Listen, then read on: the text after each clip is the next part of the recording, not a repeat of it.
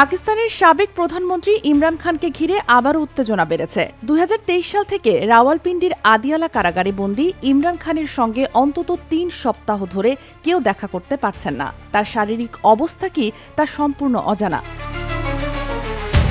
এই পরিস্থিতিতে হঠাৎ ছড়িয়ে পড়ে ইমরান খানের মৃত্যুর গুজব। ভারতীয় ও আফগান সোশ্যাল মিডিয়ায় মুহূর্তেই ভাইরাল হয়ে যায় এই খবর। বুধবার ভারতীয় গণমাধ্যম এনডিটিভি জানিয়েছে, গুজবের পর আদিয়ালা কারাগারের সামনে শুরু হয় বিক্ষোভ, যেখানে পুলিশের সঙ্গে সংঘর্ষে ইমরান খানের 3 বোন আহত হন। পিটিআইও অভিযোগ করেছে পুলিশ তাদের নির্মমভাবে পিটিয়েছে। ইমরান খানের বোন নরিন খান জানান, ভাইয়ের সঙ্গে দেখা করতে চাইলে হঠাৎ স্ট্রিট লাইট বন্ধ করে এলাকা অন্ধকারে ফেলে দেওয়া হয়। এরপর শুরু হয় পুলিশের হামলা। 71 বছর বয়সী নরিনকে চুল ধরে টেনে রাস্তায় ফেলে দেওয়া হয় বলেও অভিযোগ করেন তিনি।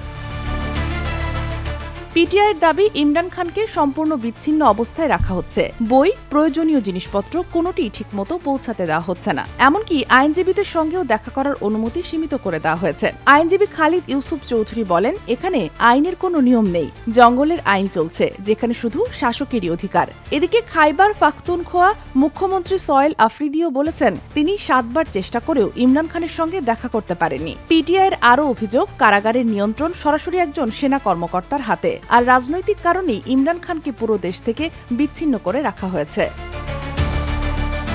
Sheikh Masuma, daily our, Bangladesh.